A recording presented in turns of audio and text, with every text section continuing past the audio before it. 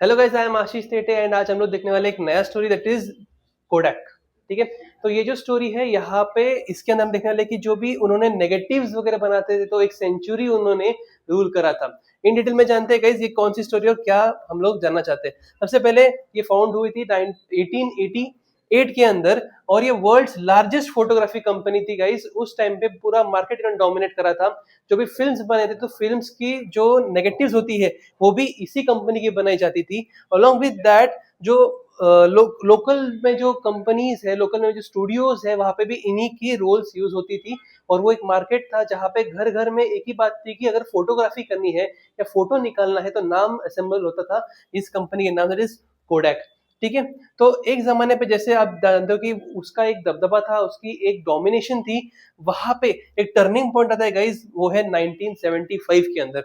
उस टाइम पे कोडैक जो है उन्होंने खुद ने एक नया टेक्नोलॉजी लाया, that was the digital camera.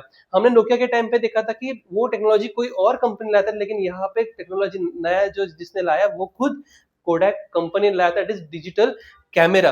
This was the new era, this was the new technology, this was the future of the photography. But उन्होंने खुद ने इसको कमर्शियलाइज नहीं करा। इसका रीजन ये था गाइस कि उनको ऐसे लगा कि अगर ये नया टेक्नोलॉजी हम लेके आते हैं और डिजिटलाइजेशन लाते हैं कैमरास के अंदर, तो हमारा जो मेन प्रोडक्शन है, हमारा जो मेन प्रोडक्ट है, जो कि है उनका फिल्म्स, जो रोल्स आते हैं वो कम हो जाएगा, तो प्रॉफिट उनका और कम हो जाएगा। और उसी टाइम पे गाइस आप देख सकते हो कि कैनन जो है उन्होंने भी इनोवेशन करा, सोनी है उन्होंने भी इनोवेशन करा, निकॉन निकॉन ने भी इनोवेट करा, और साथ ही में स्मार्टफोन्स ने और भी एरा को चेंज कर दिया। ये डिजिटलाइजेशन फोटोग्राफी में आ गया। तो ऐसे टाइम पे डिले हो चुका था कोडैक खुद की तरफ से, खुद के टेक्नोलॉजी के अंदर।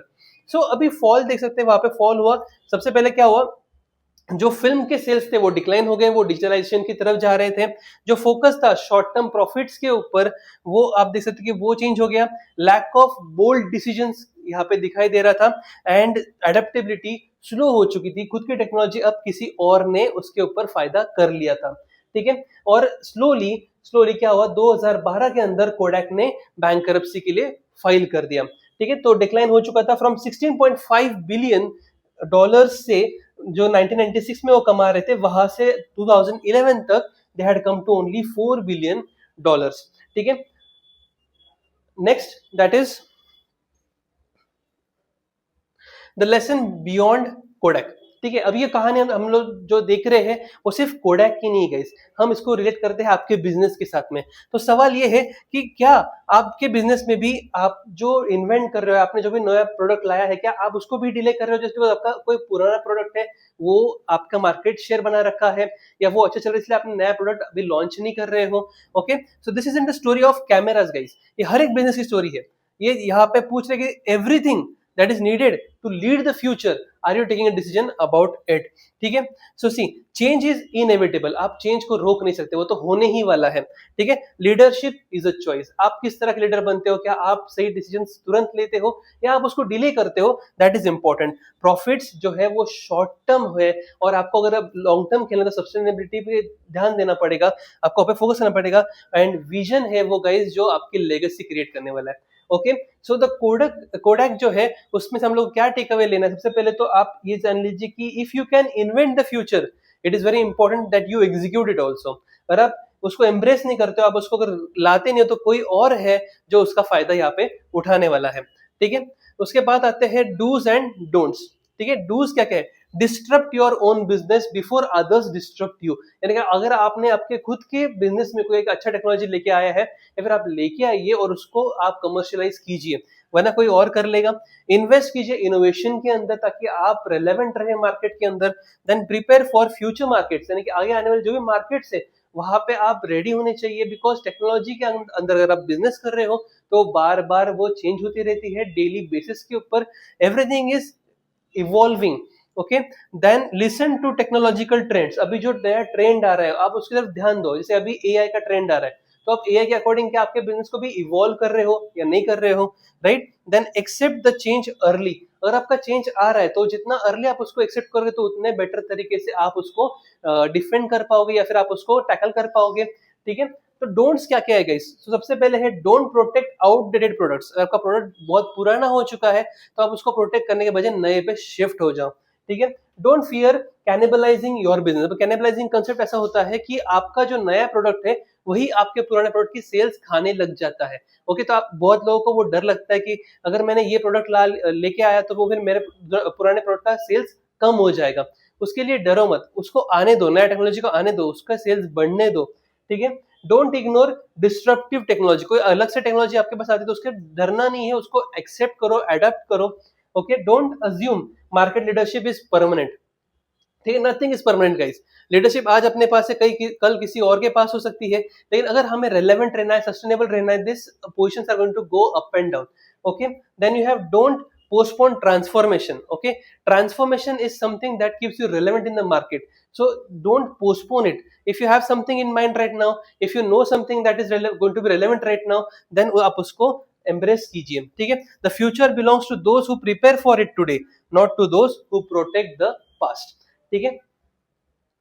नेक्स्ट है आपका यहाँ पे, दैट इज द नीति Veda perspective, my favourite, because हम लोग यहाँ पे ऐसा अज्यूम करते हैं कि अगर कोडैक हमारे क्लाइंट होते तो हम उन्हें किस तरह की कंसल्टिंग देते, क्या हम उन्हें सलाह देते।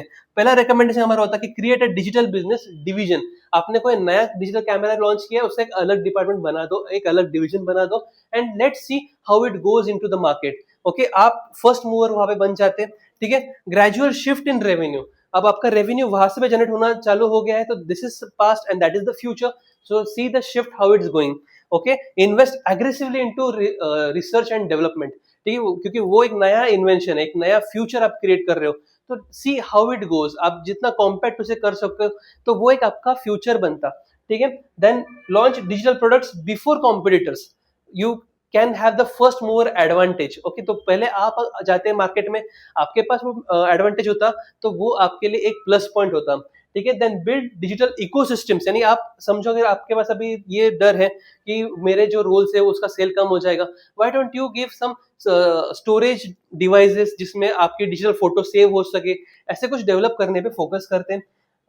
Retrain and empower your workforce, अभी जो वर्कफोर्स वो कैमरा के नेगेटिव्स बना रहे हैं उन्हें फोकस करो, उन्हें रिट्रेन करो और उन्हें लेके आओ डिजिटल प्लेटफॉर्म्स के ऊपर, right. Then measure the future value, not just today's profit. Okay, आज अगर आप सिर्फ मॉनेटरी वैल्यू पे अगर डिपेंड करते तो आपको फ्यूचर का वैल्यू समझ में नहीं आ सकता है, तो आपको फ्यूचर के वैल्यू को ज्यादा प्रायोरिटी देनी है as compare to your current profits. Okay, the future belongs to those who build it, not to those who resist it. Okay, so expected outcome क्या होता है, ये सब अगर हम लोग फॉलो करते तो सबसे पहले कि आपका स्ट्रॉन्गर मार्केट लीडरशिप बनता इन द मार्केट, आपके पास कस्टमर लॉयल्टी हायर रहती बिकॉज आपका पुराना एक्सपीरियंस अच्छा है उनके पास, राइट। आपका जो पुराना एग्जिस्टिंग प्रोडक्ट है वो यूज कर रहे तो उनका रिलायबिलिटी भी आपके पास है और उनका लॉयल्टी भी आपके पास है, तो डेफिनेटली आपके प्रोडक्ट्स को ट्राई करते हैं।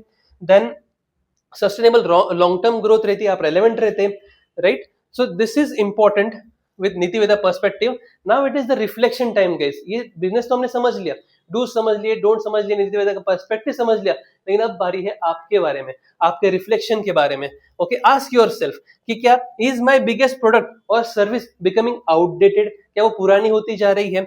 विच technology could disrupt my business, कौन सी टेक्नोलॉजी फ्यूचर में आ रही है या फिर आ सकती है या फिर आ चुकी है जो मुझे इररिलेवेंट बना रही है, जो मुझे ऑब्सोलीट कर रही है।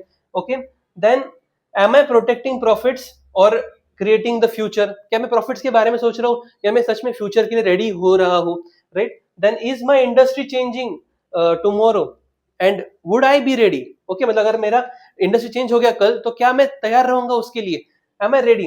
Then am I investing in long term growth और जस्ट मैनेजिंग टूडेज परफॉर्मेंस। ये सवाल आप खुद से पूछिए एंड फिर आप देखिए कि किस तरह से आपको इवॉल्व करना है, किस तरह से आपको ट्रांसफॉर्म करना है खुद को, खुद के बिजनेस को। ओके, रिफ्लेक्शन क्वेश्चन क्या है हमारा, what part of your business are you afraid to change because it is profitable today. ऐसी कोई प्रोसेस होगी, ऐसी कोई प्रोडक्ट होगा, ऐसी कोई लाइन होगी जिसको आप प्रोटेक्ट करना चाहते हो कि वो आज प्रॉफिटेबल है, आज रेलेवेंट है, तो क्या आप किसी फ्यूचर के आने वाले प्रोडक्ट को डिनाई कर रहे हो या पोस्टपोन कर रहे हो, उसके बारे में आप सोचिए, ठीक है। तो पर्पस क्या रिफ्लेक्शन का, आपके पास एक अवेयरनेस क्रिएट होगा गाइस कि आपके चॉइस कौन सी है, क्या आप चेंज को एडप्ट करते हैं या नहीं करते हैं। ओके, देन आता है आपके पास कि की लेसन्स, दैट इज कोडैक में से आपने क्या क्या सीखना चाहिए। हर बिजनेस के पास ये एक लेसन है कि आप एडेप्ट कीजिए डिसअपियर होने से पहले, ठीक है। Adaptability is very important, markets evolve होते रहेंगे, बिजनेस को भी इवॉल्व होना पड़ेगा, ठीक है। इनोवेशन इज कंटिन्यूअस जर्नी, वो कोई ऐसी चीज नहीं कि जो आज हो गई कल नहीं हो सकती है, it is a continuous process, everyday process, okay. Understand your customer deeply, आपका कस्टमर क्या चाहता है, क्या वो मूव हो रहा है नए टेक्नोलॉजी की तरफ, तो हमें भी मूव होना पड़ेगा ताकि वो हमसे छूट ना जाए, किसी और के पास चला ना जाए, ठीक है। Build future ready capabilities, okay. आपके पास ऐसे स्किल्स होनी चाहिए, आपके पास इन्वेस्टमेंट होनी चाहिए ऐसे सेक्टर्स में जो आपको कल आपको सेव कर ले, अगर कोई ये बिजनेस हमारा मॉडल तभी फेल हो जाए तो आपके पास कोई सेफ्टी होनी चाहिए, okay. Manage risk, don't ignore it, okay. आपके पास जो रिस्क है उसको मैनेज करना चाहिए, उसको डाइवर्ट करना चाहिए, उसको डाइल्यूट करना चाहिए, डाइवर्सिफाई कीजिए ताकि आप उसको प्रॉपरली मैनेज कर सके। And lead boldly and decide early depending upon the stats that you have, and उसी के लिए आपका बिजनेस एनालिसिस बहुत इंपॉर्टेंट है, आज के टाइम में बहुत रेलेवेंट है, ठीक है। So the best time to prepare for the future was yesterday, and the second best time to prepare for the future is today, guys. So take the step. And the most important thing, that is Kodak had everything ingredient to win, okay, but it lacked one critical ingredient, and that was the willingness to change. और वो willingness दिखाई दी होती तो शायद से आज का future ये उनका होता, जो कि जिस लेवल पे वो तभी डोमिनेट कर रहे थे, उनका बहुत ही ब्राइट फ्यूचर होता, guys, okay. And now that is the final word कि choice is yours, okay. See guys, some business become case studies and some become the cautionary tales, ऐसी कहानियां जो बताई जाती है कि अरे ये बिजनेस टाइम पे अगर ये अडेप्ट किया ना होता तो आज ये इस मुकाम पे ना होता। ऐसी स्टोरी आपको बनानी है, या ऐसी स्टोरी बनानी कि इन्होंने ऐसा किया, ऐसा नहीं किया तो ये हो गया। तो आप डिसाइड कीजिए आपकी स्टोरी किस तरह से होनी चाहिए, okay. Make sure your story inspires others and not wants them, कि आप ऐसा ना करो, ऐसा करो करके, ठीक है। The brands that thrive tomorrow are the ones that make bold decisions today, okay. तो अगर आप भी आपके बिजनेस में एनालिसिस करते हो तो आप ये सब चीजों से अवेयर रहोगे। अगर आप चाहते हो कि आपके बिजनेस में एनालिसिस किया जाए, you can contact us, description में उसके बारे में इंफॉर्मेशन दी गई है। एंड आई होप आपको ये केस स्टडी, ये बिजनेस स्टोरी पसंद आई होगी।